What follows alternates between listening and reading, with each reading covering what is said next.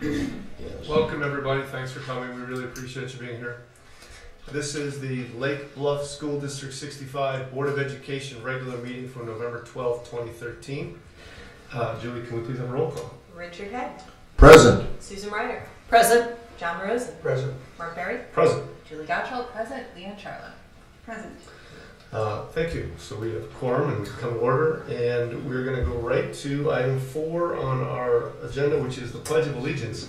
And we're going to ask the students who are here to do a presentation tonight, if you guys could stand and lead us all in the presentation.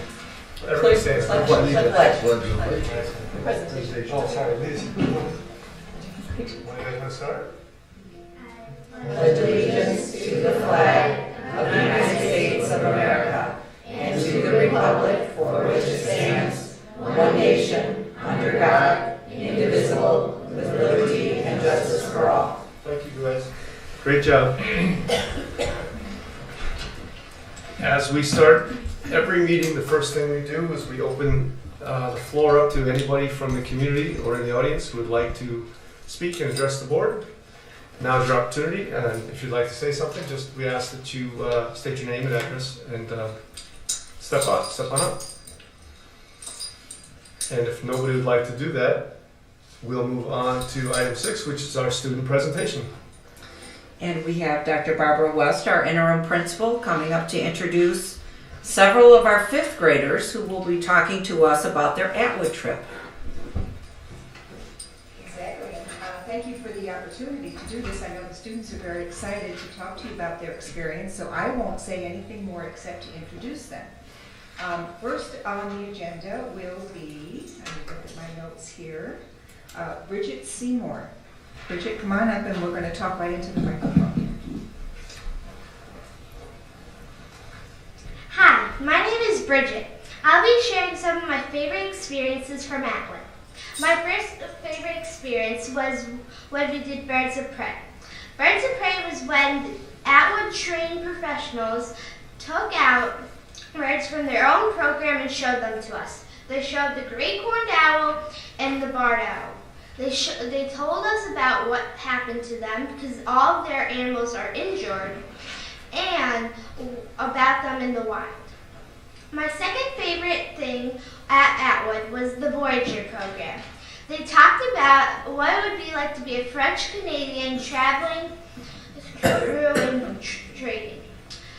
The guy brought in artifacts to show what they would trade for beaver furs especially, and other furs too. These are only 2 of my favorite things from Atwood, and Atwood is the best camp on earth.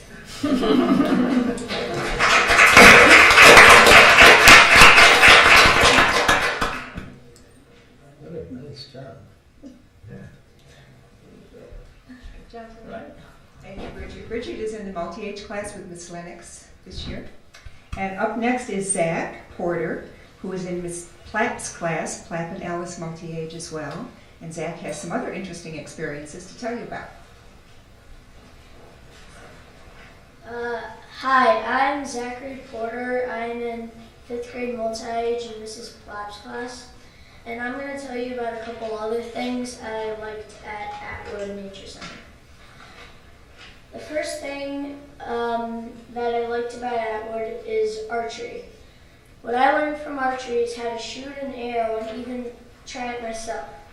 I liked archery so much that when I got home, I asked for a bow and arrow for Christmas.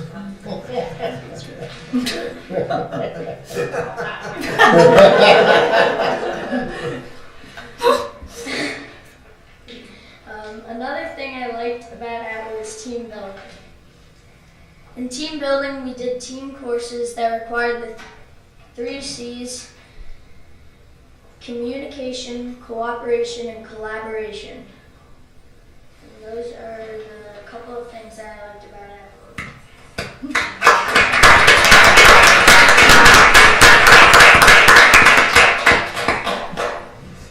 We'll see what Christmas will bring. Yeah. For Zach. Way to put the pressure on it. Yeah, right. On TV. And next we have from Ms. Strauss's class, Andy Waymeyer.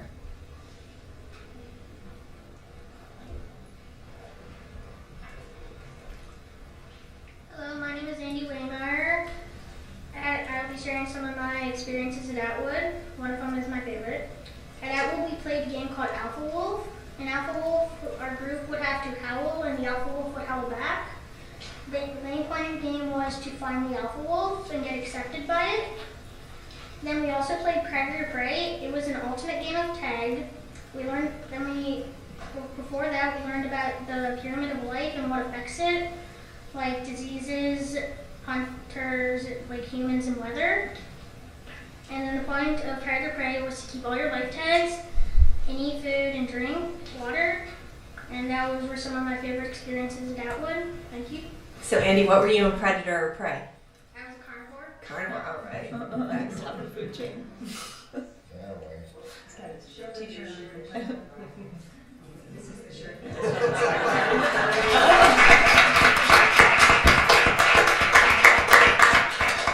And last but definitely not least, we have McCartan Somerville in Miss Weinberger's class.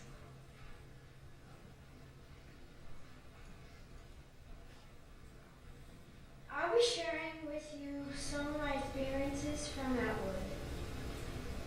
The first is the solo hike. We walked at night with someone trailing about 15 feet behind us. We were supposed to listen to hear any sound we could. The other was build hut building. We made shelters from wood, leaves, and any other things we could find.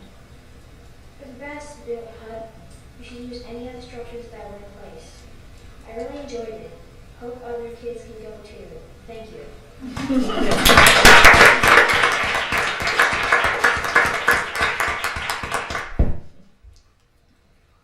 Do any of the board members have any questions for our students?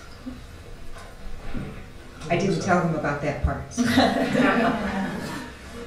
trust they didn't have any iPads or iPhones or anything like that. What did you have to do with all of your electronic devices? Right, they had to put it in a bag, label it with their names, turn it in. They got it back at the end of the trip. Was it a one-day trip or? No, it was how many nights, kids? 2 nights? And 3 days. So half of the 5th graders went Monday through Wednesday, and the other half went Wednesday through Friday. And the second, how many of you were in the second trip to go? It was pouring rain when you left, wasn't it? Oh. How's the food? I was just gonna say. I heard the sloppy joes were pretty good. Pretty good. You know, one of the things I think I'd really like the board members to hear, and maybe if you could all, if the 4 of you could stand up for a minute, I'm gonna have each of you answer this. You know, our board of education is very concerned to make sure when we go on field trips that you learn something at these field trips. So I'd like to hear you to tell all the board members if you think this is a worthwhile trip that we should keep doing every year for students after you. So who would like to start?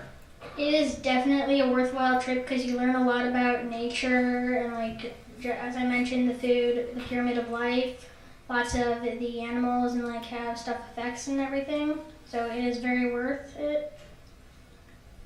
I believe it is worth it because you learn a lot about nature and overall almost everything out there.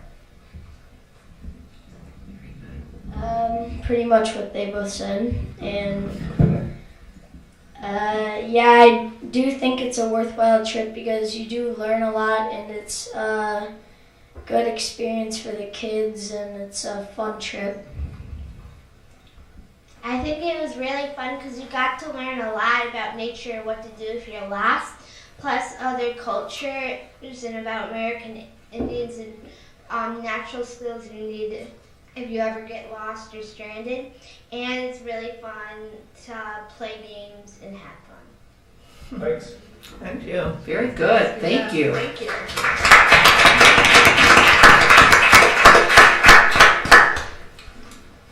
That was in middle school?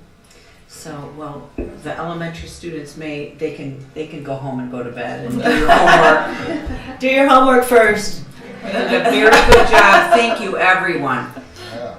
Yeah. You represented your classmates very well. If he gets what you want, can't put it on the spot, you get to put it on the spot. That homework will be done. Really nice necklace at Peg Ann.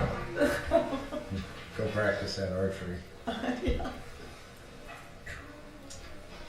So So the next thing on our agenda is our School Board Members Day. And It wasn't supposed to be something from the middle school kids, no? just be patient, Oh, sorry. Mr. Berry. Because it might be a little surprise that's not on the agenda. Mine's outlined. So, at this time of the year, districts across the state thank school board members for lending a hand. November 15th, 2013 has been designated as School Board Members Day in Illinois, and Lake Bluff School District 65 is joining other districts across the state to thank these community volunteers for their commitment and contributions to our public schools. School board members serve their communities without monetary compensation to make public education the best that it can be for every child. Their policies and oversight guide the district as tough decisions are made on complex educational and social issues that affect the entire community and the lives of individual students.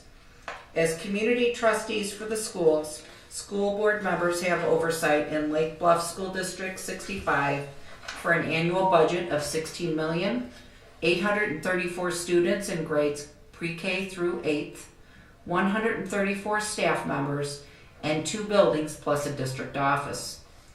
Each year, the demands become greater for school board members to help lead our community schools as they prepare students to be productive citizens and leaders in a new 21st century global economy. Without the efforts of school board members, local citizens would have less input into the way schools operate today. This is an excellent example of grassroots democracy in governments. Their service ensures that decisions about local public schools are made locally by those most familiar with the needs of our community. This year, our Lake Bluff Elementary School students spent some time making these beautiful signs that are in front of us this evening that say thank you to our school board members, and each of you can bring one of those home. We also have several more signs that said school board members that we had no room to put up in the classroom. So each of our elementary students took a part in one of these posters. Our Lake Bluff Middle School students actually have a few words to share this evening. So I'm going to ask their teacher, Mrs. Turner, to bring them up and introduce them and to talk a little bit. I don't even know what they're sharing tonight, so you'll have to introduce yourselves and then make sure you talk in the mic, so you might have to pull it down for us a little bit.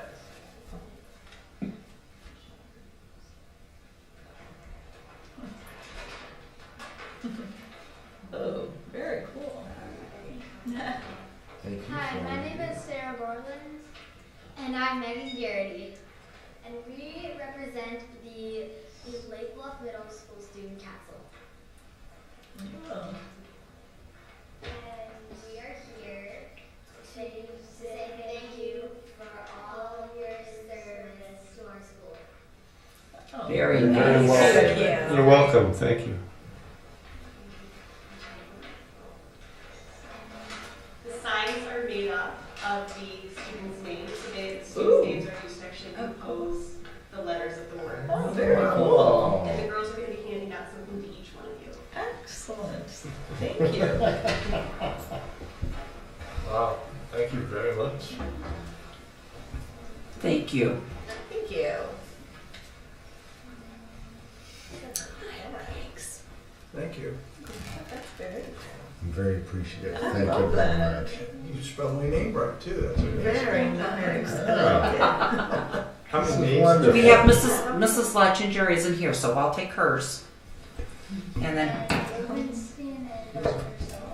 Dr. Sophie's right here. That's cool. Dr. Sophie right here. Thank you. Mr. Ruby's is right there. He's right over here. Thank you. Thank you very much, girls. We appreciate it. Thank you. Mr. Blackmore, since you're up and Liz is over there, there's some gifts on the side, one per board meeting member, if you could deliver those. This is just a district thank you for all of you. We premiered this at our Lake Forest get-together. So you, along with the Lake Forest administrators, are the first recipients Wow. And my Lots of favorite gifts. And you may open them to see what they are. Not food. It's a bow and arrow.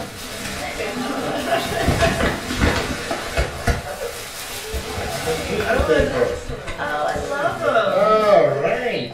Very important. Ooh, I love it. So, Leanne, could you read what's on the cups? Because I think we're really trying to get the vision out to everybody. Yes, excellence in education, enthusiasm for life, every student, every day. Very nice. Thank you very much. Where did that come from? It's, even this night, I like how it forms a little triangle. It's very, very elegant. Cheers.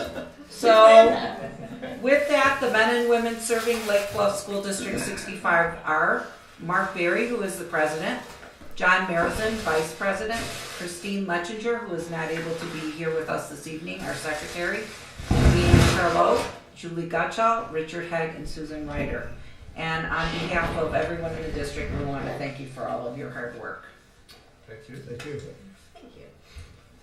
You're very welcome. Okay. Thank you. All right, let's And move I'll on take to Chris. discussion items. 8A. First, we start off with the fiscal year 2014 School District Library Grant Program application. Kevin is going to talk us through that. Thank you, guys. Thank you Thank very you. much. You guys did an outstanding job. Thank you for coming. Excuse me. The school district library grant is a grant that we can apply for every school year. It is awarded by the Secretary of State's office at a rate approved by the state legislature this year of 75 cents per student in the district. And so it wouldn't amount to that great amount of money, but it is used to improve our school libraries in both of our buildings. So I would ask that you approve that so that we can submit that to the state and hopefully be awarded our grant money. 50 cents. So it's about $600 in total, roughly. Yes. About 638. Yes. $607.50. We will do that. Okay. Every penny Anybody have any counts. questions on that? That's something that comes up every year, and I recall that from the prior It's a years. yearly. Have we submitted all the documents for that? I know they're due We've the submitted 22nd. the extensive application. It's actually like 5 or 6 pages, and we have to attest that we are actually doing good things with the money that we have been awarded in the past. So yes, we have all of the appropriate documents that are supposed to be attached to it. Anybody else? Okay, item B under discussion is our ISAT comparison report, also brought to us by our Director of Student Services, Kevin Rubenstein.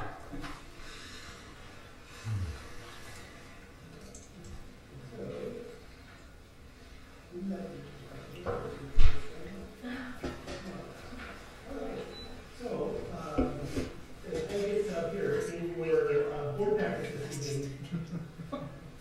You have a comparison document that I put together for you discussing how the school district, the two test scores from the ISAT compare to that of other benchmark districts in the area. And so I will just walk through a little bit of a presentation with you. And thank you to Mr. Blackmer for going back to the middle school to get a nice little attachment for the computer. This particular presentation we will post on our website tomorrow. This aligns with what the board members have in their packets for today. But there is some different information there. Let me just get all of it up there for you.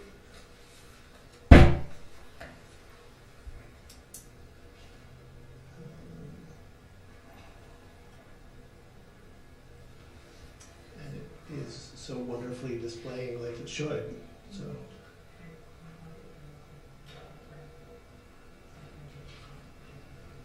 Yeah. Oh, there we go. All right. Nice. Fantastic. So, as I put this together, there was a little bit of some concern and we wanted to walk you through that information tonight, and we'll be presenting this to members of the faculty in both schools over the coming weeks. So just some information here, some learning objectives. We want to provide you with some information about how our scores compare to that of other benchmark districts in the area, including a 5-year history of our scores, so that you can see that. We want to discuss some other measures of student learning and that are used within our system, and then also talk with you about some learning goals and system level changes that we're making to make sure that our scores are always improving. So as we get started in that, there's some things to remember, and this is it's important to remember because of the fact that these data that you are presented with this evening are one snapshot, one point in time, and at this point they're 8 months old. It discusses student learning that occurred and measurement of that student learning that was done in March. And so at this point, this data is 8 months old. We have quite a bit of other measures that we use in the district to measure student learning. And with that data, including the MAP and Ames Web and COGAT and the classroom assessments, we are able to work with ECRA to provide us with more actionable data in real time. So for example, I asked ECRA last week to put together a report about how our MAP scores aligned to the ISAT scores, and so that we could earlier identify students in the school year. We could earlier identify students based on their MAP scores who are at risk for not meeting or exceeding standards. And so they were able to put together that report. We have a list of students that we are now targeting with interventions. I received that list on Wednesday. I instantly sent it to the administrative team. We talked about it as a response to intervention team on Friday. And so those students are now receiving sort of different interventions and being targeted in different ways. So that's stuff that we've not had in the past. And so thanks to our partnership with ECRA, that's really information that we're able to use. So is the relationship between MAP scores and ISATs pretty strong? What they do is that based on all of the districts that they work with, they take all of the MAP scores for all of the students that all of the districts that they work with, and they say, this is the sort of cut score that you need to see in the fall, in the winter, in the spring, in order for kids to be on track to meet the ISAT benchmarks.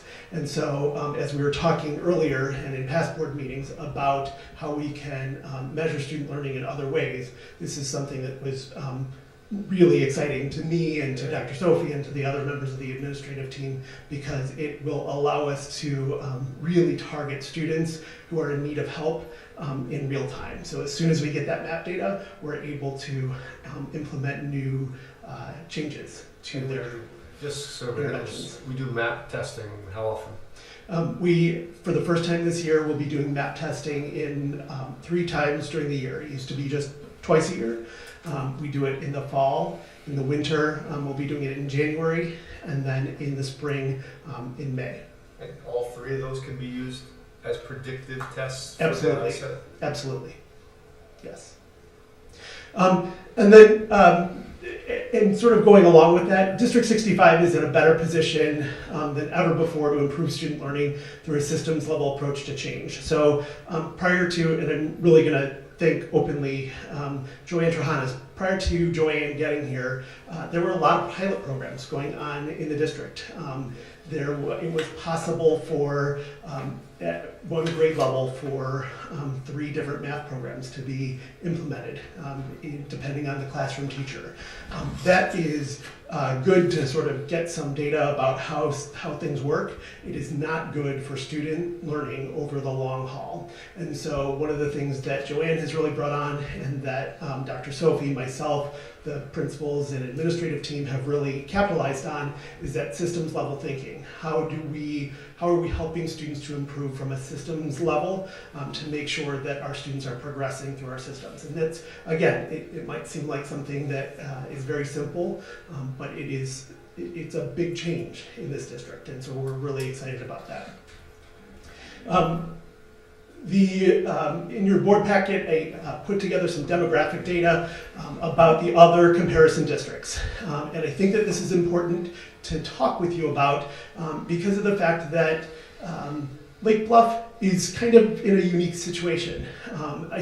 While we're on the North Shore, our percentage of students who represent a racial minority is different than other school districts in the area. Our percentage of students who are considered low income, who are meeting the standards for free and reduced lunch is a little bit higher than many of the other districts in the area. Our percentage of students with English language learners, though last year was only 4%, we know that pretty much doubled this school year. And so that's a big change for us. So in order to have a better understanding about how we compare to other districts, we need to have an understanding of sort of the demographic background of those districts. We really wanted to take a 5-year look at how our scores compared.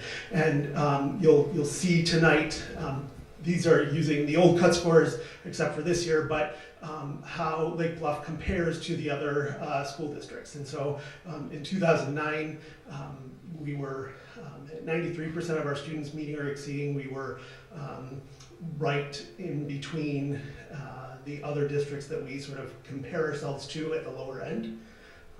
It stayed about the same. We went up one slot in 2010. 2011 went back to the 4th spot. 2012 back up to the 5th. And 2013 we're at the 5th spot again. So over time, as we look at where we've been standing, we actually have a lot to celebrate because of the fact that we have been doing this and holding our own through a lot of changes in leadership and through a lot of changes in curriculum and through a lot of different changes that have gone on in the district. So from this point, we'll be able to improve student learning because we have stable leadership in the district. We have really implemented the math curriculum at Bridges at the elementary building and Agile Minds at the middle school. We are working really hard to implement a new reading program and so we're investigating that right now. Kevin, so, just a quick question. Just sure. to make sure I understand, we're not in the 4th and 5th spot, we're in like the 14th and 15th spot, right? Correct, yes. I was. So we want to move. Yes. We want to move to the right. Exactly. Okay. That is correct. Off the chart to the right. Right. Yes. And that is actually a good point, but what I will also tell you is, so to move 1 percentage point, you're talking about 6 students. So 1 percentage point is 6 more students meeting or exceeding standards in our entire district. 2 percentage points is going to be 12 students. That's much easier for us to do given the programs that we're putting into place and the actionable data that we now have.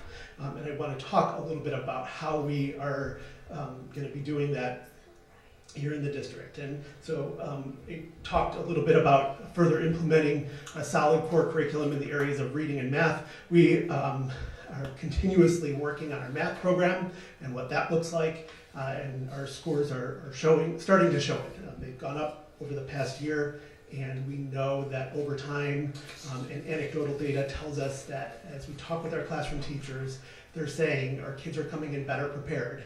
They have this common language. They're able to jump right into the curriculum and the learning right away with a good common understanding of what math is all about.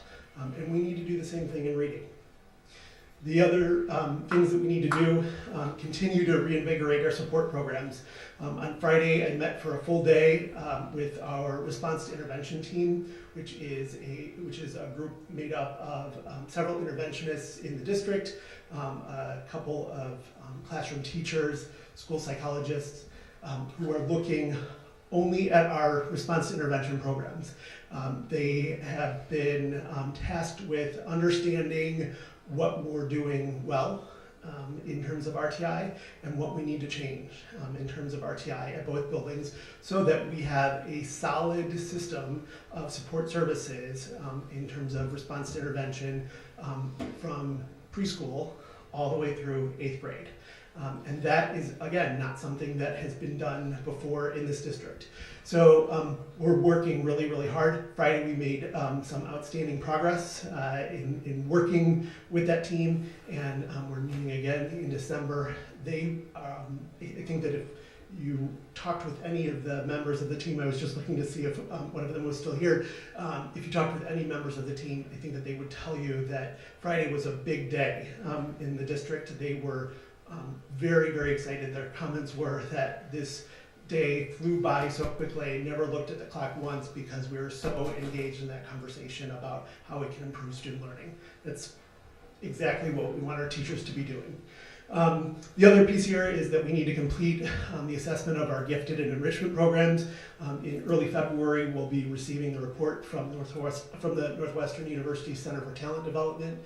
Over the past couple of weeks, we've had about 85 students take off-level assessments, including the Explorer exam or the ACT. And so that is going to give us some rich data about sort of where the ceiling needs to be for our gifted and enrichment programs. We know, again, from research that as we pull up students further into the exceeds category, that's also going to pull the other kids up with them. And so we definitely need to focus on that. And Northwestern will be giving us quite a bit of recommended changes. We also, Jean, myself, Nate, and Dr. West need to tap into our resources with our colleagues in other benchmark districts in the area, possibly do some site visits to look at what they're doing to get their students to be so high achieving. I know that coming from Deerfield, their scores were better, and then in Lincolnshire, their scores were at the top. Those are both districts that I've worked in, so we have some good contacts. We'll be able to do that in the near future. And then the last piece that we need to do is to really examine the data for students with IEPs in terms of how we are meeting their needs, what their programming looks like, and how we are supporting them over the long haul to make sure that they are getting a solid core curriculum in all areas. And again, that was a first conversation that we had on Friday with the RTI team, and to look at implementing some different programming changes over the coming years. So we have our work cut out for us in that area, and with all of this to improve our assessment scores. But again, it would caution us to remember that this is a one-time snapshot in time with data that's now 8 months old, which is the downside of the ISAT. In the future, we'll be working on the park assessment. We're supposed to be getting those results far more quickly, within weeks of the assessment rather than 5 months later. So, and of course, we need to continue to focus on our mission and vision with excellence in education, enthusiasm for life. And I take that very seriously. Every conversation that we've had with our RTI team, we've talked about the fact that all students can learn, and we really go back to this vision statement, that excellence in education is what we want to provide. So what does that look like in terms of RTI? What does that look like in terms of meeting the needs of all students in the area of reading and in math?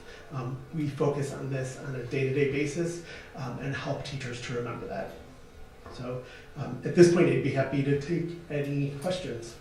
I just have, I mean, it seems to me like there's a real opportunity for growth with kids with disabilities, and in the economically disadvantaged areas, we score particularly low in those areas.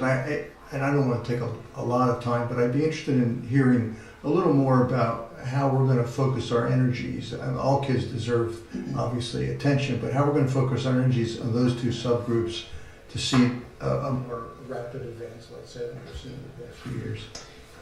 I think that it comes from a targeting of each of those subgroups for rapid improvement. And so I come from a system where we look very specifically at those two subgroups and examine all of their data and try to understand further what that's telling us and when they're starting to fall down so that we can intervene earlier. I think that over the coming months, as we look to improve their assessment scores and improve their learning, that is something that we'll be doing in this district. It started right now with the RTI programs. That was the thing, that was the issue that was identified by our district improvement team as the core issue that we needed to start there and then focus on improvement. I would not be surprised if one of the outcomes of that was that we're looking at specific initiatives to help students who come from low-income families, maybe before or after school, or through summer programs over the coming years, using some of our money from the federal government that we receive through our title funds. So we're definitely we'll get a regular report so we can be updated on this information as we move forward. Absolutely, yes. Your first report for our strategic plan will be January or February, with map testing now moving to January because of our bandwidth situation. It will most likely be February, but that will be the first report, and we'll talk to you a little bit about how our kids tested through map. I found the historical information really useful to keep that context in mind. Otherwise, I mean, as you say, it's one point in time, it's one group of kids, but that historical information makes it look pretty stable, the yes. data fairly stable.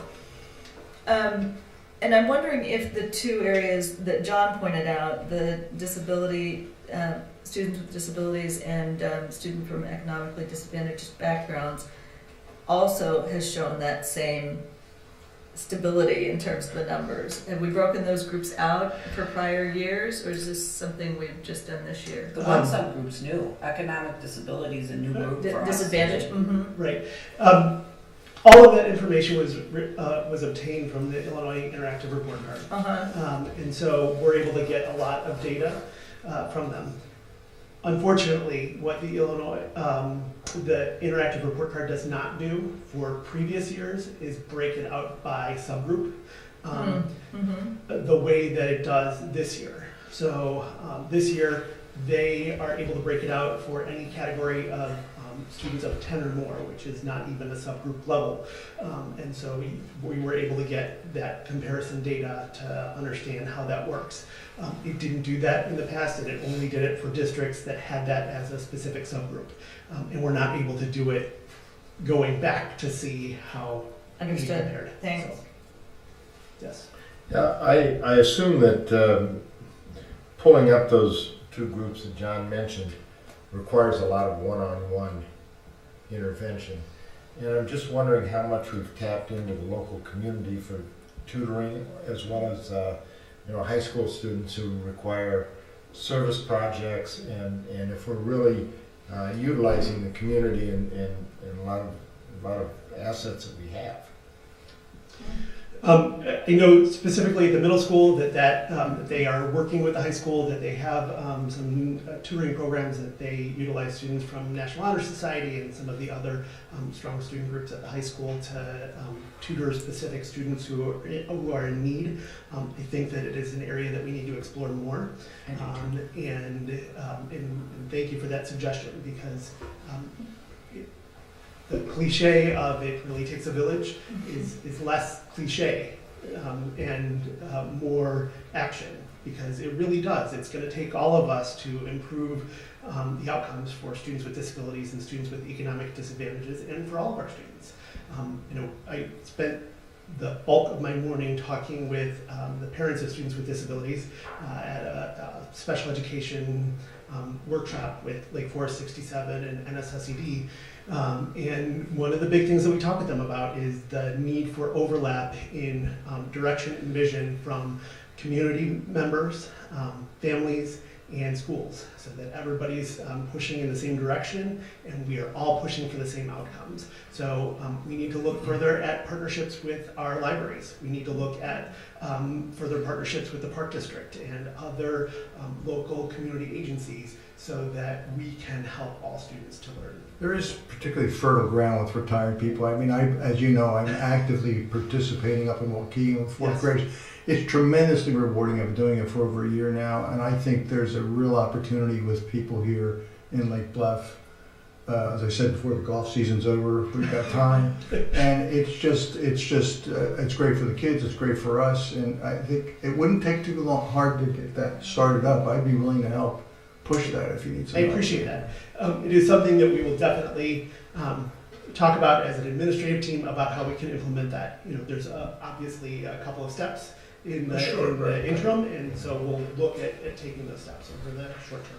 Yeah. Kevin, I just want to commend you and your team for taking a holistic view of all of this, because I think there's a temptation when you see those graphs to want to put all of the resources into bringing up those numbers because it's such a tangible thing. Yes. But I hear you talking about pouring resources over the entire spectrum. Yes. And I think that's an important thing not to lose track of. So Very much so. That's good. Thank you. You know, I'm concerned about us adding another group of testing dates to our kids' schedule. You know, because we're looking at these scores, and yet that's time that we're taking them out of the classroom to do tests. So I just want to comment on that, and hopefully it gives us data that's really helpful in terms of what we need to do. Yes. But hopefully we'll also keep in mind at some point in time maybe dropping one of those.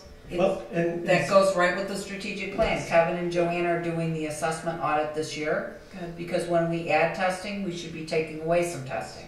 Or at least have a really specific goal as to what you're going to get from it. And you know, if you feel like the MAP test has really good information, correct. work on this is great. But So when this district adopted AimsWeb as the universal screener, the MAP assessment was not considered a universal screener at that time. It was considered another type of assessment that gave us very rich data. Currently, the National Clearinghouse that sort of clears all of the screeners and says what is good and what is not good and what we should and should not be using has cleared MAP as a universal screener. Can you explain that? Sure. So the board knows what it means. We are required by law to screen every student in the district to make sure that they are on track to meet or exceed standards.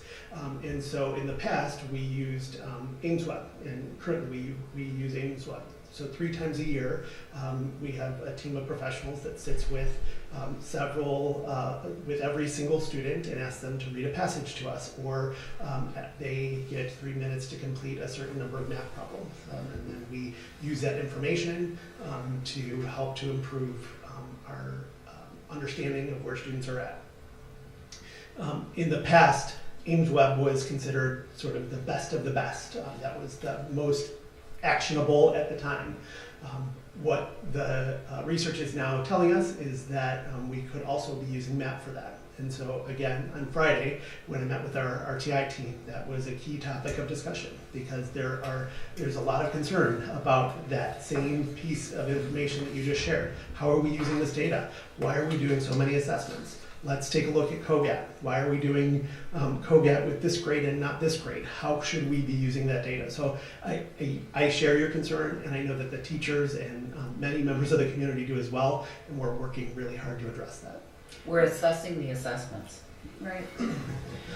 One other comment that I would make about the MAP test, and you made the point that this data is 8 months old now, is I get a lot of comments from parents about we really should give them the data from that before school gets out, because right now they don't get the information about that until their fall conference. And so a parent, if they receive the MAP data in the spring, realize that creates an added burden for the school in terms of responding to questions and stuff, but it would give people the summer. If they saw that their children had dropped a few points, for example, in math, it might give me some data to say, you know, maybe I'm going to have a tutor kind of brush up on some of those topics this summer, or, you know, investigate a reading program that will help. And I think that would help, you know, the individual students as well as kind of the scores in general. Correct. To give that out in the spring. Dr. Sobey talked about our bandwidth issues and the reason for moving the testing. We had originally scheduled it for December. the reason that it's going to take a little bit more bandwidth is because of the fact that we're moving to a new web-based system rather than a server-based system. So one of the problems with the server-based system is that we have to test all of our students in order to get the data and the local comparisons. And only then can we have those local comparisons.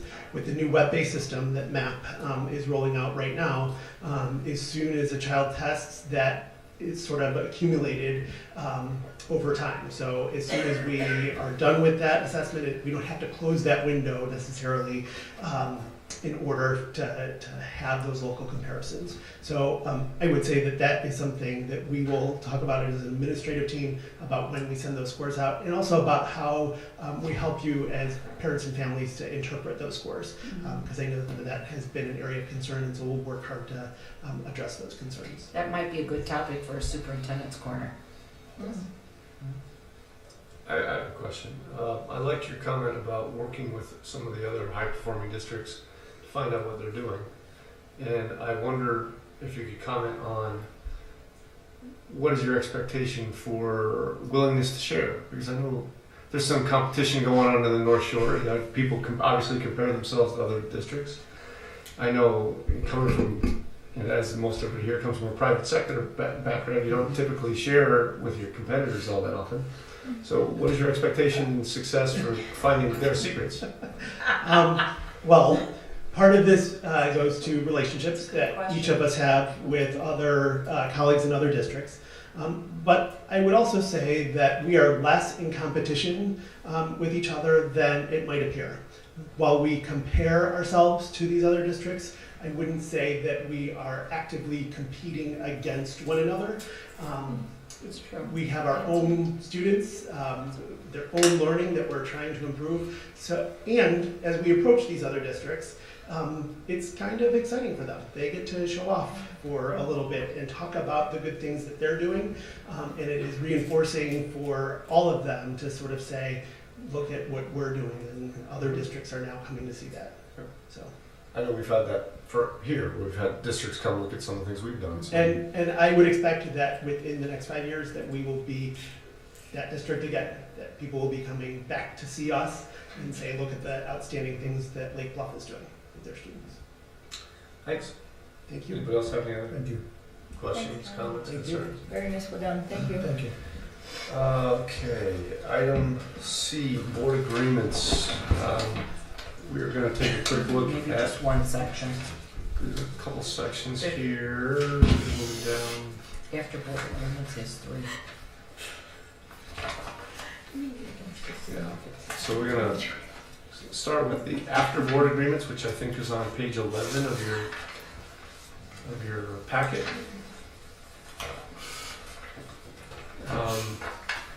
This is just for people watching who don't know what we're doing.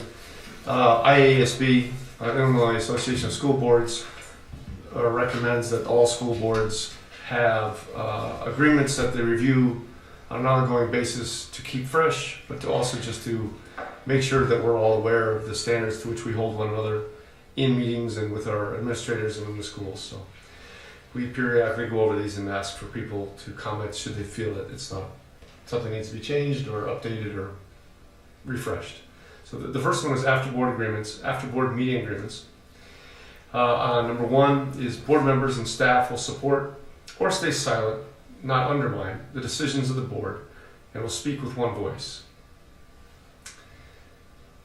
What that's saying is that after a meeting, my interpretation of that is after we've agreed, make an agreement, or voted on something, that when we are away from the board, we will support the board's decision and not do things to undermine the decision of the entire board as a whole, as individuals. Does anybody have any questions or comments or concerns or want to reword some of that? I remember talking about that when we first joined the board, and trying to put that in the context of the private sector, just in the context of school. And what I thought was important was to recognize that there continues to be means to come back to the board and identify what issues you saw with whatever decision was made, and to address the board, continue to address the issue through the proper board channels. Yeah. What this to me is saying is you're not going to go outside and do that through the channels of public opinion, but through our processes, you're able to put things on the agenda, have them discussed, and make your case. I think we've done that kind of thing in a variety of issues over the years, and so that's what really made sense to me. We're saying you don't have to agree with every decision that's made here. In fact, that would be a problem if we all agreed all the time, right? But once the decision is made, we're going to support the decision and use appropriate means within the board system to raise the issue on a future agenda item should the need still present itself. I remember a conversation with our IASB trainer saying that it's because sometimes people read that the wrong way and worry about not being able to revisit things or not come back to something. But if you vote in opposition to whatever it is we're talking about, to make sure you state your point. When you deliver your vote, to say I am opposed because, and to make it clear at the right time. Well, I understand the spirit that this is driving at. I'm not sure I understand the practical effect of it. For example, we have discussions where we have votes where people may disagree and vote differently.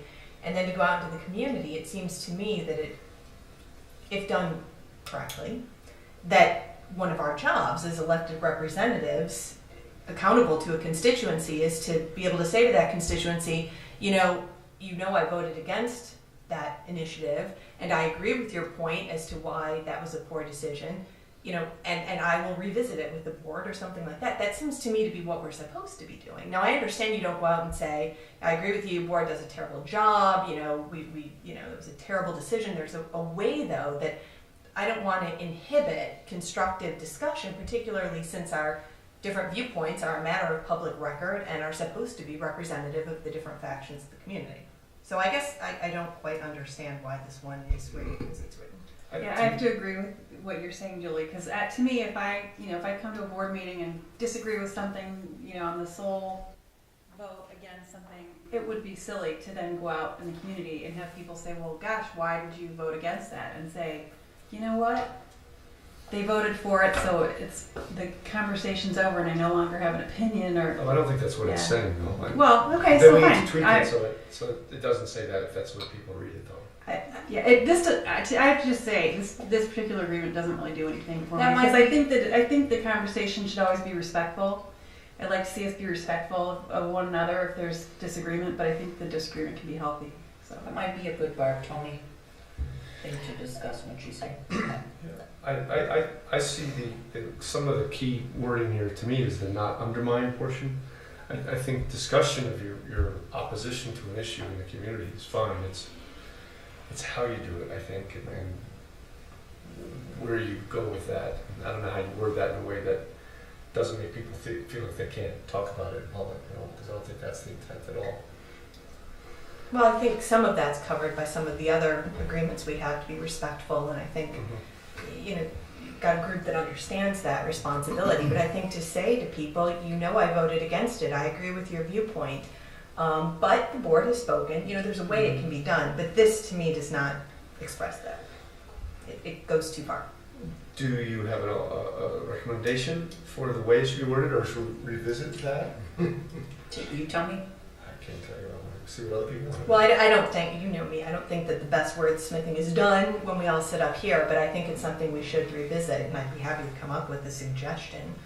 If one's even needed, I don't know that we need Perhaps what we're saying is board members and staff will not undermine the decision of the board.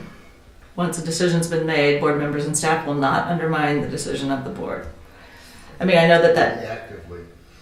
will not actively undermine. Well, I mean, passive aggressive. So I was hoping for a simple fix. No, there's also, if it's not broke, maybe we don't have to spend a lot of time fixing it. I don't have any objections to things that. There's a lot of common sense here. Yeah. I mean, we're a board that in the end has to compromise to a certain extent. We don't have to agree. Yeah. But on the other, and it is public record, so if one of us or two of us vote against or something, or whether I don't see any reason why you can't, for whatever purpose, support why you voted against it if you Sure. had to. But undermining is the key word there. But I think the great purpose of all this is for us to be doing just what we're doing, right? It's to be discussing this in public so that we all have some thoughts on it and have expressed some opinion on it. I don't think that the ultimate end game here is to have a perfect piece of text. Okay. Well, you air it out a little bit. okay. That being said, I would support Susan's suggestion. Board members and staff will not undermine the decision of the board, period. Yeah, that sounds good to I me got too. that. That's good too. Yeah, I can buy that. Simple solution. Number two is we're just going to do the first three. We'll stick with this first one section because we had talked about doing site visit agreements. So let's just stick to one at a time. After board meeting agreements, number 2 is board members and staff will abide by confidentiality laws of closed sessions. I will not break the law. Seems. I'm happy to agree to that. That's an easy one. Yeah, I don't think there's a law that says you can't say what was said in a closed session. There may be laws that prohibit us from talking about specific things, so, but again, if it's not broken, or if you want to fix it, I'm fine with it. I don't care. Who polices this stuff? Actually, there are confidentiality laws. I can. Well, there are, for personnel, Right. for a personnel Right. matter, you can't talk about it, but there's nothing that says what goes on in a closed session. And I don't discuss closed session material, I wouldn't do that, but I don't believe that there's a law stating that you can't. Other than laws that apply to specific pieces of information that give All the people privacy. exemptions, right. Like personnel, like a student matter. Land, all that. Yeah. Well, all the things that allow us to go into closed session we're not supposed Right. to talk about, right? Isn't that what the law There's says? no law that, well, show me the law that I'll says actually that, get but the otherwise law. I think this isn't written correctly. I agree with that. Well, then that's the There, follow-up there. Why don't we get I will. the code citation? Well, no. How about something just as simple as board members and staff will abide by all applicable laws and regulations governing confidentiality of closed sessions? Correct, but I think this discussion has brought to the surface that not everybody understands the laws that govern closed session. Well, So I we see. should share that with So everybody the as language inside. that Julie came up with seems That's fine, but we acceptable, should but we maybe should get a handout for become- everybody to read. Yeah, we should become aware Just of something what to they stick in are. board packets sometime to review. That sounds good. Did you get that? No, I have in my notes to email Julie. Okay. Okay. I'll keep this sheet then. Okay. Then the third one is ensure that all documents, records, reports, etc. are processed and maintained in accordance with applicable laws, regulations, policies, etc. I just think we need to put board members and staff or whomever is supposed to be doing that. It's just not, After it board doesn't follow agreements, the formula of the prior. board members and staff will ensure that all documents Other than that, are. Of That's course they fine. will be. Yeah. I have it. Anybody have any questions or things they want to add about any of this stuff? Okay. Board agreement's done. Item D, board training for January 14th. We had a committee of the whole meeting scheduled for January 14th that we will be doing our board training on because that's the only day that I could get in January. It must be a Tuesday. It's a Tuesday. It's a Tuesday. The only other thing that, because the first Saturday that we could do some work on the closed session materials we talked about earlier is January 11th. I don't know what work schedules would be like that we could maybe start meeting at 3 on the 14th for close. I'm just can throwing we it do out. 6? I probably can't, but you guys can do it then. John, I can do it. Yeah. That'd be fine. So we'll just leave it because then in January 11th I'll put the date out to all of you tomorrow. January 11th, I That'll be that You Saturday. cannot. can't do, no, my sister's wedding. I don't think you need to be there for that. We'll get a date. Anything else you need to bring on that one? No. Okay. we are going to get an update on item E, an update on the Lake Bluff Elementary School principal search discussion. Ben and I talked today, and he has our leadership profile prepared, so I will be getting that all to you very soon. He is conducting interviews, I believe, November 25th and 26th, and narrowing it down to about 6 or 7 candidates. We will be having interviews here, most likely, I need to firm everything up, on Monday, December 9th. That will be with a couple administrators from Lake Forest and our administrative team here. The final interviews of 2 to 3 candidates will be in January, and I'd like to have a board member for those final interviews if somebody would like to volunteer to do that. Usually what I've done in the past is had a board member that's possibly a parent sit on it and sit with the parents for the final interviews, but I leave that up to you because it's not necessary, but it's something that people have liked to do in the past. When did you say that was? That will be January 9th, beginning at 3:15. Right before your sister gets married. Yeah. That's okay. We could probably do it. So any volunteers or just move forward? What we will be doing and also on the January 9th, there is a structure in place at the elementary school now that's called building leadership. So it'd be the building leadership team, PTO, Alliance, an LDA member, a couple new parents, kindergarten parents. I'm obviously I'm a parent, but I don't have any kids in the school, but I volunteer to do interviews. I've done many. Yeah, I interviews. would too, so. So it's up to whoever makes those decisions, but I volunteer if there's a need. Well, what we could do is I'll just put one of you on one and one of you on the other, because then you can report back to the board. So Leanne and John, Leanne, I would have you on the 9th.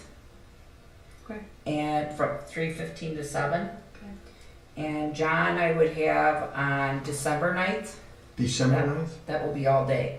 I thought we were talking about January. You want to do the January 9th one? Let me see. Because I can put you on the other. I'd rather do January 9th too. All right. I can do December. The other piece will be a follow-up that will most likely happen. I can't find a reason why it wouldn't happen, but we'll leave it up, is I do want to do a site visit for the person that we choose. And so that might be an opportunity for a board member to go with a small group too. I can do either one of those days. So. And so we're getting together here. The one thing I wanted to add on that, just for people at home and who watch videotapes later, is at our last update from Ben, he indicated tremendous level of interest in this position. And I think he said upwards of 62 resumes have been submitted of letters of interest, which is great. And he expects to produce some very high quality candidates. So I thought that was all very encouraging. Actually, the conference that I was at last week, there were several HYA consultants there, and they were very excited and sought me out of the number of quality candidates that have applied. So I'm very excited about that. Actually, the other thing I thought would be good for people here too is of all the job searches that HYA has going on right now, Ben shared that this is their most active one. They're getting the most response on. So I thought it was good too. Okay. I have one question. Is the start date for the new principal, is that set in stone? You go by the school year, the academic calendar year, right? It's July 1st. July 1st. Yeah. I've talked to other principals and they've said one of the most difficult things is to come into a school year after the planning's already been done, and suggested that if it's possible, try to have them start in the spring when they have an opportunity to plan their year under their direction, rather than wait until they're handed what plans have already been made, not under their direction. We're going to be naming this person in January, and they will have the option of joining us for many of the different planning activities we have, which is a benefit of naming the principal in January.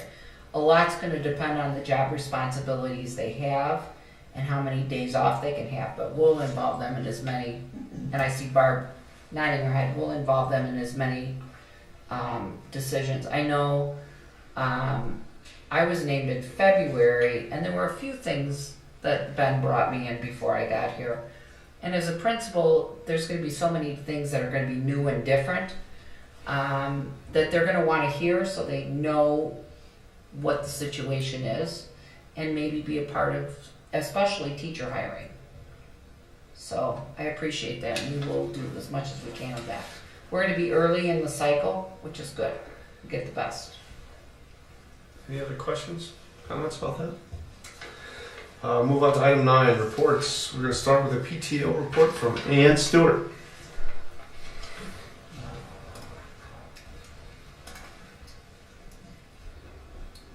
Good evening, and first of all, on behalf of PTO members, we would like to thank you board members for all that you do. We know you spend countless hours trying to make our schools better, so we really appreciate it. It has been a while since I've been up here, so I'm going to start off with Pumpkin Fest, October 18th and 19th. It was a fabulous weekend. The weather, for the first time in 3 years, actually, we didn't have a windstorm or rain. So our profits came in around $27,000. That's the highest ever. That's awesome. What's that? Excellent. Yeah, it worked out very well. Right from Pumpkin Fest, we went to a book fair at the elementary school.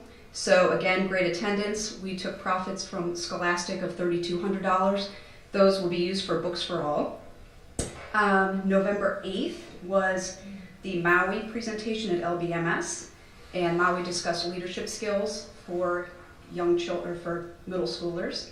And then lastly, November 15th is our holiday boutique that's coming up. There are 16 vendors, and that will be at Jerry Garrity's house from 6 to 10, so come if you can. Thank you very much. Thanks, Ann. Thank Anybody have any questions? Thanks to PTO for all they do. Yeah. Is there a PTO day to celebrate that? We might just, our recognition committee, they've been named in our recognition list during our recognition committee. So. And then next is a report from the Alliance. The Alliance for Excellence. Good evening. I am Emily McBain, President of Alliance. All of your faces are very familiar. This is my 3rd year serving on the Alliance, and as a former teacher, it's a wonderful way to support all of the outstanding work that our teachers do and enhance the curriculum that they have in place. I have a PowerPoint, excuse me. It's very short, but it does. It covers some of the grants that we have covered for the last 3 years, so I wanted to pull those up. Up there is our mission statement.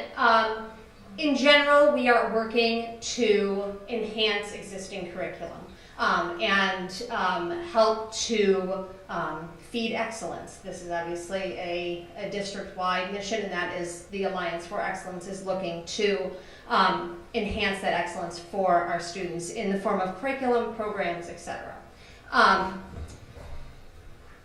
That is the list of our current board members. Our board members serve a 3-year term on Alliance so that they can see the programs come through, get the feedback on the different grants that come through, and have that, that history piece, which is very important for us.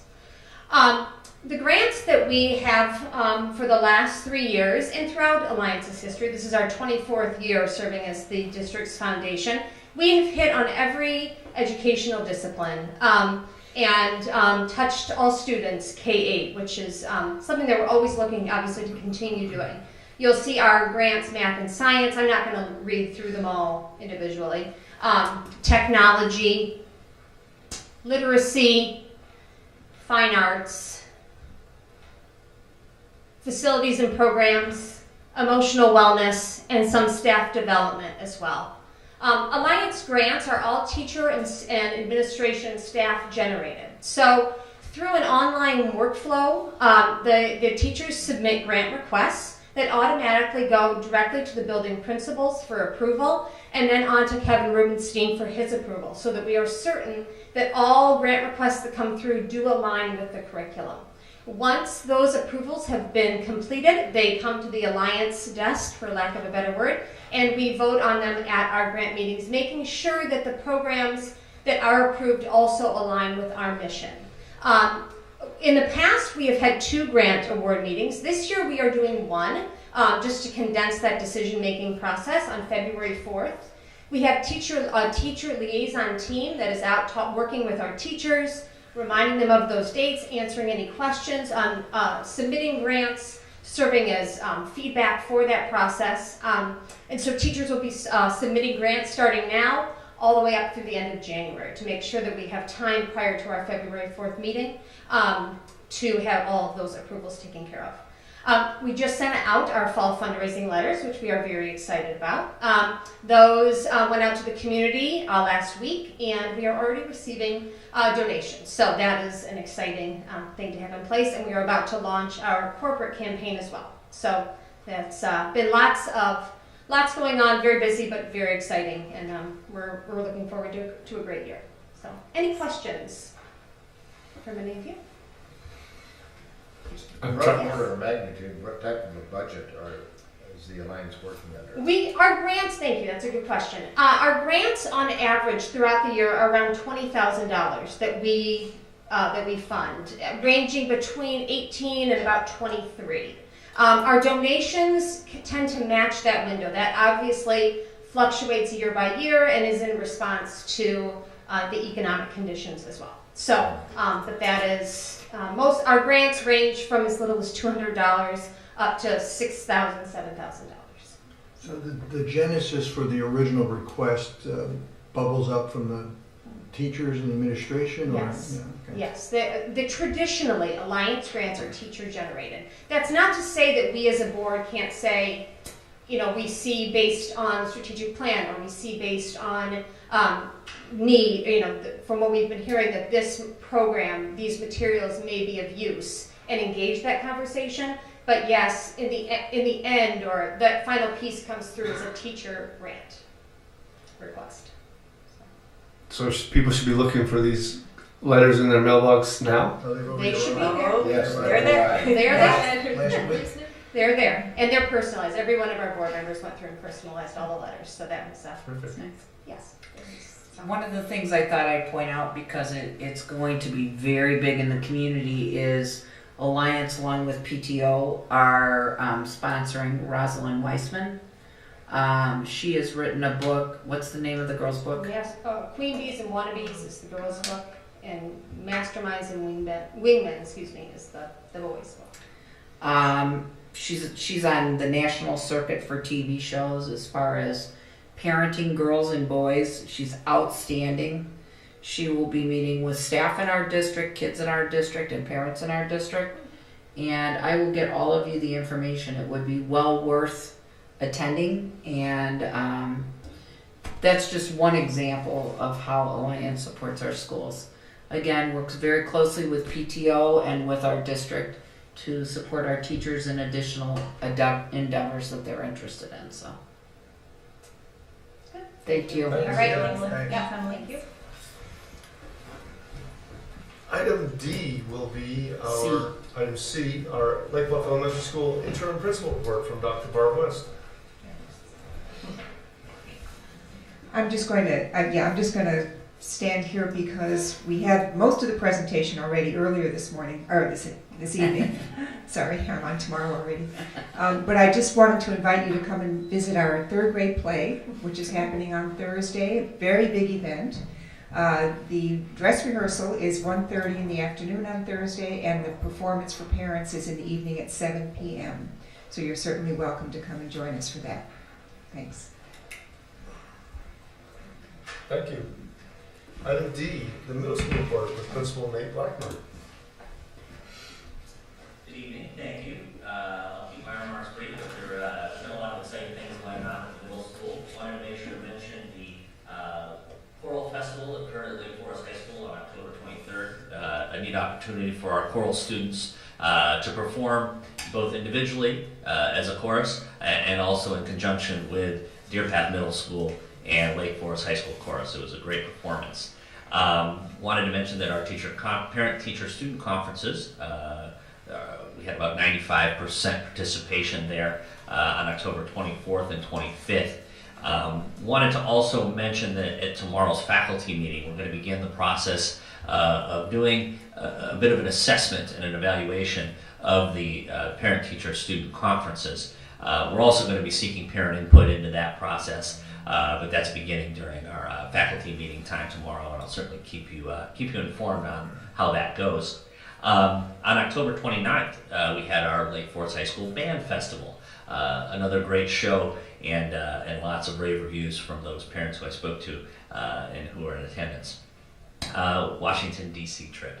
That began on October 31st. We had a great trip. I had a few boys who had suggested that their letters and emails about reopening the government in time for our arrival were helpful. And, appreciated their efforts, and I'm sure the rest of the country did too. This was the first year that we actually were able to see the presidential motorcade. Just happened to be passing by as we were, or about to pass by as we left the Holocaust Museum on our last day in D.C. And I think it was quite an experience for those kids that were there and able to see it. I did also want to mention and thank the PTO for sponsoring the Maui struggle with this last name a little bit. Askdem, I believe is the correct pronunciation. He was a refugee born in Ethiopia and spent some time in a refugee camp before ultimately being relocated here, in fact, in Wheaton, Illinois. And he's the author of a book entitled Beatles and Angels. It's an autobiography about his experience coming from Ethiopia, spending time in a refugee camp, and ultimately being educated here in the United States and going on to Harvard, and of course being an accomplished author. Lots of positive feedback from the students. I spoke directly with him and his assistants prior to his arrival, and together we talked about some of those topics that we felt important for our students to hear, leadership being a key component to his presentation. And I think it was very impactful for our students. So thank you to the PTO for helping bring Maui to our school last Friday. Also last Friday was the Halloween dance, naturally, on November 8th. October was a busy month, so we pushed the Halloween dance to the 8th, and the students came, approximately 177 of them, in their costumes. We had an informal costume contest, tough decisions. The three 7th grade girls dressed as Frappuccinos did an outstanding. It's amazing what they can do with a hula hoop and a shower curtain and a tube from a roll of wrapping paper. Homemade, beautifully, never know it. Wanted to also mention the Veterans Day program yesterday morning, and I wanted to make sure to thank the American Legion, Post 510, for including Lake Bluff Middle School again this year. Obviously, we're a school that's in session on Veterans Day, and I just wanted to make sure that the board heard about the thanks and the handshakes and the compliments that I received with regard to our students at that program on Monday morning. Really was a nice opportunity for our students to take some time to think about what that day was all about. I also wanted to make sure to mention Ursula Nugent, who as our student council president was invited to, she was invited to read the Gettysburg Address. She did not do that. She memorized it and recited it for everyone and did just a phenomenal job. So I wanted to make sure to mention Ursula and her participation in that program on Monday morning. Looking forward, a few things to be aware of. I already mentioned the faculty meeting tomorrow and how we'll be spending some time looking at our student-led conferences. On November 15th, that will be the end of the first trimester at the middle school. The following Friday, report cards will go home. So from November 15th to November 22nd, our Power School Parent Access will be deactivated, allowing teachers time to complete their grading and update the comments. That Power School Parent Access will be reactivated at the same time as those report cards are mailed home. And December 7th, if you have the opportunity, that will be the gazebo lighting ceremony at 4:30, and we'll have our choral students performing at that gazebo lighting. It's an evening for anyone who wants to come out and hear the middle school chorus students performing. Thank you very much. Thank you. Thanks, Nate. I would just like to second, I thought that reading she made was fantastic. I don't know how I couldn't have done it even half as well as she did. It was terrific. Great. And not that we're competitive at all among the elementary school and the middle school, but there were 2 elementary students who memorized Gettysburg Address also and recited that on Monday morning, 2nd grade. And they did an impeccable job. That's great. It is awesome. It is really cool. Item E, President's Report. All I want to do is reiterate what I say every week and ask members of the community if they would like to communicate with the administration or the board to please reach out to us. We'd love to hear from you and engage in conversation. So our contact information is on the website. Other than that, I really have nothing to go over today. So we move on to F, the Superintendent's Report. My report is also very short. I wanted to thank our veterans in this week of Veterans Day. I did attend the Lake Bluff Elementary School celebration and wanted to thank our vets and our kids and our scouts that all participated in that. I am one advocate of being in school on Veterans Day. I think that kids that participate in Veterans Day assemblies learn a lot more about veterans than they do when they have the day off. So I was very impressed by that. And thanks to our kids that memorized the Gettysburg Address, we do have really smart, great kids here. And thanks to our board members for Board Members Week also. And that's my report. Okay. We're going to move. Anybody have any questions or comments or concerns about it? I think that was when John recites the Gettysburg Address, right? Yes. Item G. It's a big week for me, Veterans Day and Board Day. I don't know what to do with myself. On to item 10, action items with discussion, and we're going to start with the approval of a resolution for estimated tax levy and set a date for a tax levy hearing. This is something we've talked about. I think this will be our third time. More than that, probably 4th or 5th time addressing this. And who's going to summarize it for us? Jane? Jane. Okay. You're approving an estimated tax levy. You will not approve the actual tax levy until the December board meeting. This is part of the requirements of the law and getting a levy passed. So basically you're stating that you're estimating your levies to be taxed for 2013 and it has how they compare to 2012. You also need to establish a date for a tax levy hearing because we will exceed 105% of last year's tax extensions, and we'll need to do that prior to the December 12th, December 10th meeting, I'm sorry. So either 6:30 or 6:45 p.m. We've certainly talked about this several times, but your reference to the 105% or greater difference between this year and 2012 makes me ask, how does this year's estimated tax levy compare to 2011?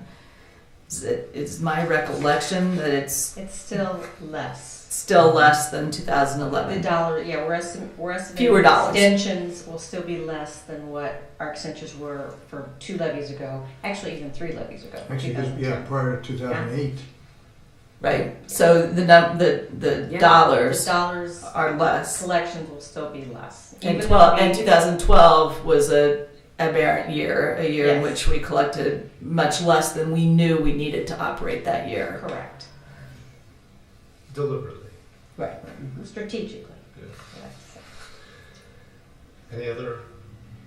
I guess we're doing this a little bit out of order, but anybody want to make any questions or comments before we go to a motion? All right. May I have a motion to approve the resolution for estimated tax levy and to set a date for a tax levy hearing? I'll second. Second. Is there any further discussion on these items? We already have the date. The date will be December 10th. The time prior to the regular meeting, we'll have the tax levy hearing. So we need to establish that for either 6:45. 6:45.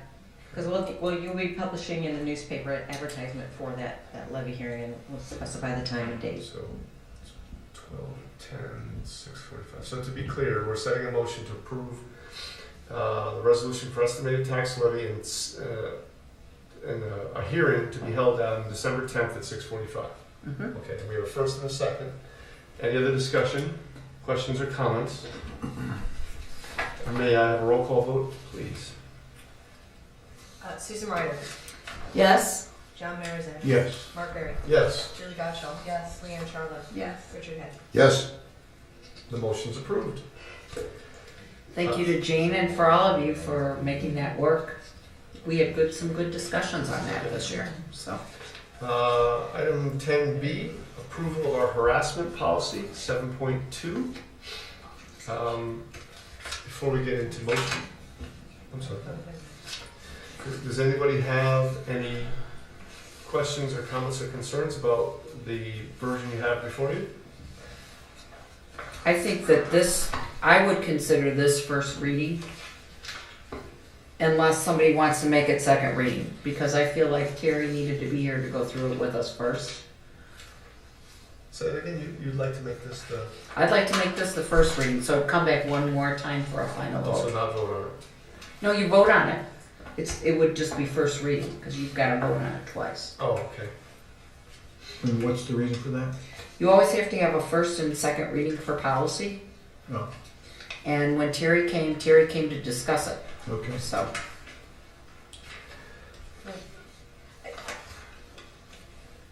Do I ask a question first? We're looking at the harassment policy. mhm.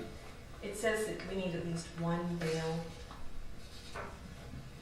coordinator or complaint manager. I see that we have 3 women.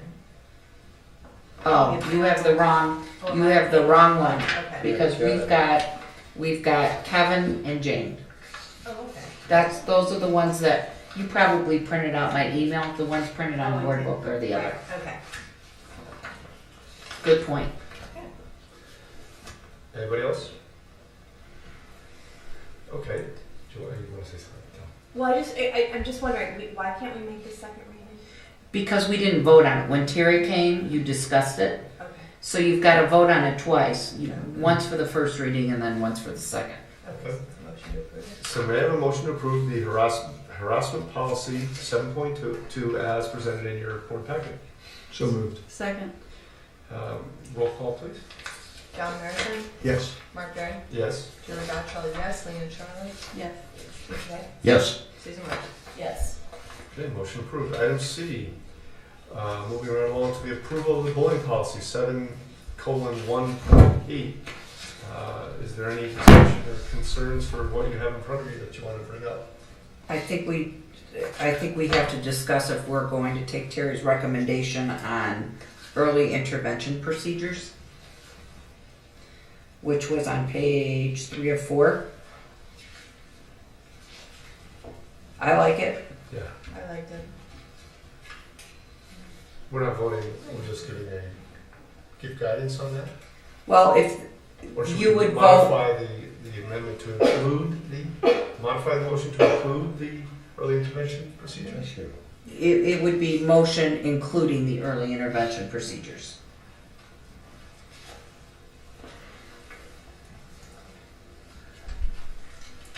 Does anybody else have any questions or comments? What is not in code? That means not in Illinois school code. That So is it's not above supposed and to be beyond in the law.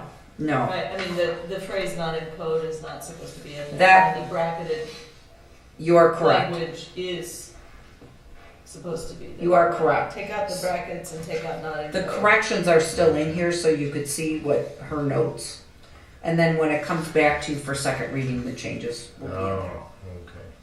She wanted you to know the additions we added, because code is the basic, and then we added some other things. Understood. I'll move to approve it. Can I have a motion to approve the bullying policy, including the early intervention procedure? So moved. Second. Second. Motion, please. Mark Berry. Yes. Julie Gottschall, yes. Leanne Charlotte. Yes. Richard Head. Yes. Susan Ryder. Yes. John Marizan. Yes. Motion's approved. Item D, approval of P-card reports. May I have a motion to approve the P-card report as presented? So moved. Second. Second. I have no clue what the P-card report is. I mean, I do generally know, but it's just sort of a formality every time. P cards are the procurement cards that we I have. know. And we could in the future move it back to consent agenda if you'd like. Just to let you know that's an option. I mean, we never act on anything that's written in here to a large extent, and we all, I mean. Yeah, it should be on the consent agenda. Yeah, I think so too. Okay, Yeah. we can Move it back. move it back in the future. So noted. Okay, so we got a first and a second. Do we have a roll call vote, please? Julie Gottschall, yes. Leanne Charlo. Yes. Richard Hack. Yes. Susan Ryder. Yes. John Marison. Yes. Mark Barry. Yes. Motion's approved. Item E, approval of bills payable. May I have a motion to approve bills payable as presented? So moved. Second. Discussion, questions, comments from anybody? Is this something you want to move back to consent or keep here for right now? Well, this is a little more interesting reading. So, for now, I think I'd just keep it where it is. And Okay. And you Can can I- always pull it off if it was on consent agenda. Can I just make one comment, kind of explanation? On your bills payable, you see the vendor BMO corporate MasterCard listed a lot. That's the P card. Yeah. So we separate the P card so you can see actually who vendors were. It kind of breaks that down. Just a little more detailed And then it shows information. up in More detail. transparency. Yeah. I'd like to see this go back on the consent agenda, because if you ever have a question, it can be pulled That's off. right, yeah. And then we don't have to vote on it separately each time, but. I could agree with that. So, am I hearing all of you say put it on consent, and if you want to discuss it, you'd pull it off? It's fine with me. That's what it says on here. That Yeah, would be fine with me. yeah, it's fine with me. Okay. We gotta vote. Did I say, did we? You have the, yes. We have the motion? You have the motion. Okay, So sorry, Leanne okay. Charlo. Yeah. Yes. Richard Hack. Yes. Susan Ryder. Yes. John Marison. Yes. Mark Barry. Yes. Julie Gottschall, yes. Okay. Item F, Treasurer's Report. May I please have a motion to approve the Treasurer's Report as presented in your board packet? So moved. Second. Discussion? The only, the timing thing always gets me. 25 million, we have 25 million now, is that, am I reading that right? Sitting there? And that's all timing, right? That's cash in the bank. Cash in the bank, but that's gonna dwindle as we move through until we get our next tax receipts back down to where you estimated it would be. Yeah, our lowest cash balance for us occurs probably the end of April, Okay, because in May we start receiving tax monies for the following year. okay. That we'll be spending almost $6 million of this next month. And it With just, their bond. for me, it's just, it kind of reassures the discussion we have on the fund balance where we get these tax receipts in advance and we're sitting here on 25 million and it really backs down to 16 million or wherever we're gonna be. Because we have the bulk of our revenues by Right. the end of September, Right. rather than spend through Right. through the following It's kind of a spring. safety net almost. so to speak. What do you project it down to at the lowest point? Oh, this year, 15, isn't it? 14? yeah, it certainly won't be, well, after we spend $6 million next month, it'll be a little lower, Right. because I had to leave a lot of money liquid right now, it's not Right. invested. We'll have more than sufficient, we're not gonna be running close, we don't run out of money to. Right, I'm to just make rough pay. order of magnitude trying I'd to figure have to out. go and look at my cash flow, Richard, off the top of my head. Several million. Okay, any other questions or comments? Okay, the roll call vote please on approval of Treasurer's Report. We had a motion? Yeah, we did that. Okay. Richard Head. Yes. Susan Ryder. Yes. John Marison. Yes. Mark Barry. Yes. Julie Gottschall, yes. Leanne Charlo. Yes.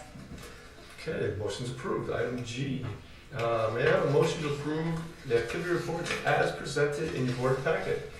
So moved. Second. Any discussion, questions, comments, or concerns? Moving to consent agenda with these kinds of things. I'm gonna move them all to consent if that's okay, and you can always pull them.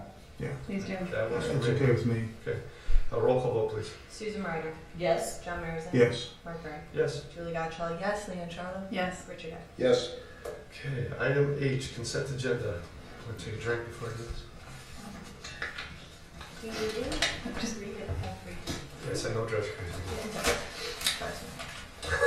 Just, we have this is the consent agenda. Every month, the board can choose to place items that are either recurring, such as the approval of previous minutes and/or responsibilities, such as the appointment of a school treasurer for the next year, or items of a regulatory nature that must by law be approved by the board. These items can be combined into one motion and passed together as part of the consent agenda. The board regularly screens its consent agenda each month and moves motions from it that, in the board's judgment, might otherwise require discussion or public comment. We have a motion to approve the following items on the consent agenda. Special meeting minutes for October 7th, 2013. Number 2, closed session meeting minutes for October 7th, 2013. 3, committee of the whole meeting minutes for October 15th, 2013. Number 4, regular meeting minutes for October 22nd, 2013. Number 5, closed session meeting minutes for October 22nd, 2013. And number 6, destruction of closed session tapes for May 8, 2012 and May 22nd, 2012. So moved. Second. Discussion? Roll call vote, please. John Marison. Yes. Mark Berry. Yes. Julie Gottschall, yes. Leanne Charlotte. Yes. Richard Hack. Yes. Susan Ryder. Yes. Motion's approved. We're done with action items. Number 11, information. I don't have any. I get nothing. Okay, another opportunity for public comments. Is there anybody who'd like to address the board? We're going to do this every time, so if people would like to address the board in the future, at the beginning or the end of meetings, you'll be allowed to. We appreciate that. Anybody else have anything they need to say or address or bring up, questions, comments, concerns? May I have a motion to adjourn? So moved. At 8:37. All in favor? Aye. Opposed? Motion approved. We're adjourned. Richard will always be first. John's not